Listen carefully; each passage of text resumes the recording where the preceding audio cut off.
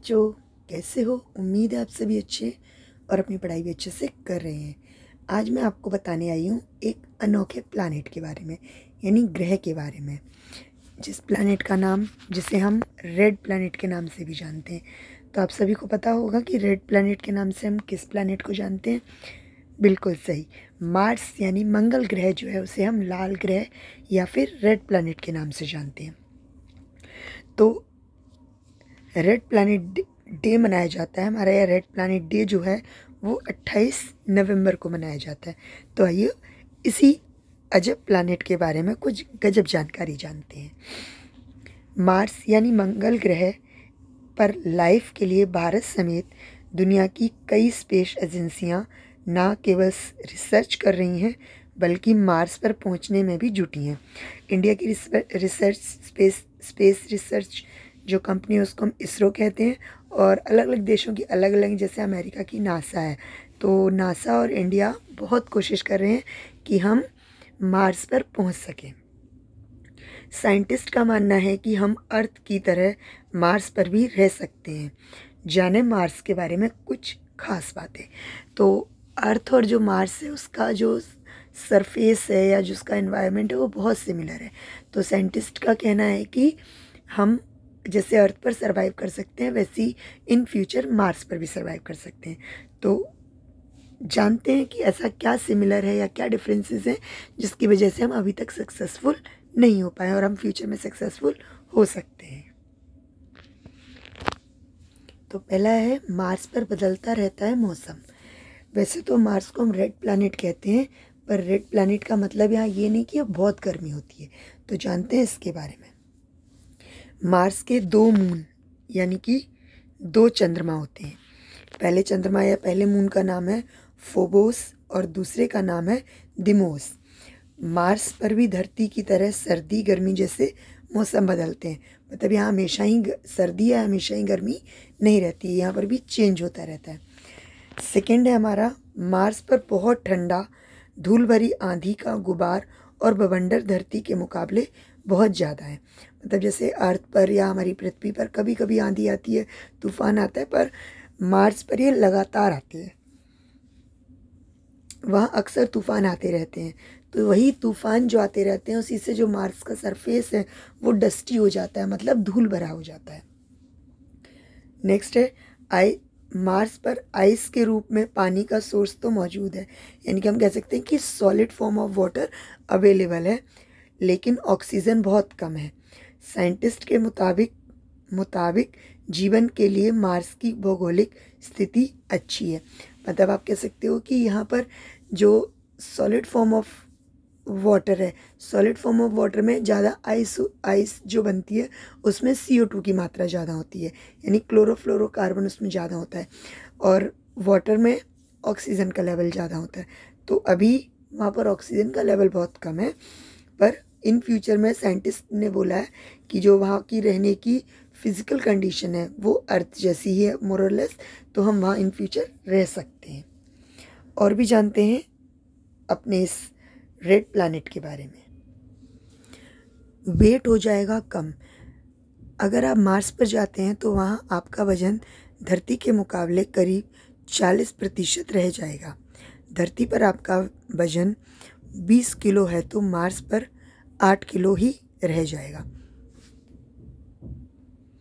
तो अर्थ पर जो हमारा वेट होगा उससे बहुत कम वेट हो जाएगा मार्स पर। जैसे कि आपको पता ही होगा कि अगर हम चंद्रमा पर जाते हैं या हम चंद्रमा के सरफेस पर अगर जाएंगे तो हमारा वजन जो है वो 1/5 भागी रह जाएगा। तो उसी तरीके से अगर आप मार्स पर जाते हैं यानी मंगल ग्रह पर जाते हैं तो वहाँ भी आपका जो वजन है सिर्फ 40% रह जाएगा। हो चुके हैं कई प्रयोग। मार्स से जुड़ी जानकारी इकट्ठा करने में भारत समेत दुनिया की कई स्पेस एजेंसियां कई एक्सपेरिमेंट्स कर चुकी हैं।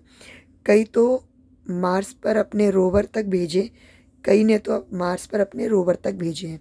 सबसे ज़्यादा मिशन और एक्सपेरिमेंट अमेरिका ने किए, यानी कि जो अमेरिका की नासा एजेंसी है उसने सबसे ज़्यादा स्पेस रिसर्च और एक्सपेरिमेंट किए हैं मार्स पर। अब यहाँ के तापमान के बारे में जान लेते हैं। -140 डिग्री सेल्सियस तक चला जाता है सर्दियों में तापमान। मतलब अर्थ पर इतना डीप टेम्परेचर नहीं जाता है, पर यहाँ पर 140 डिग्री सेल्सियस तक जा सकता है। गर्मियों में टेम्परेचर सबसे ज़्यादा 30 डिग्री ही होता है, पर अर्थ पर गर्मियों में जो टेम्परेचर है वो 50 डिग्री या उसको भी पार कर सकता है अलग अलग जगहों पर। 687 दिन में मार्स सूरज का एक चक्कर लगाता है, वहीं धरती सूरज का एक चक्कर लगाने में 365 दिन का समय लेती है। तो आप ये कह सकते हैं कि जो मंगल ग्रह है वहाँ पर जो एक साल होगा वो एक साल होगा आपका 687 डेज़ का, क्योंकि अर्थ पर वो होता है 365 डेज़ का और लीप ईयर में 366 डेज़ का हो जाता है। 24 घंटे का एक दिन होता है मार्स पर, जबकि धरती पर एक दिन करीब 24 घंटे का होता है। बिल्कुल, अर्थ पर 24 घंटे कुछ मिनट्स का होता है, जो कि 4 साल में जुड़कर एक पूरा दिन यानी 24 घंटे बना देता है। कुछ सेकंड्स का या मिनट्स का होता है, तो वो 4 साल बाद जुड़ते जुड़ते 24 दिन बना देता है। इसलिए फरवरी में लीप ईयर में 28 दिन होते हैं एज़ कम्पेयर 29 दिन होते हैं एज़ कम्पेयर टू 28।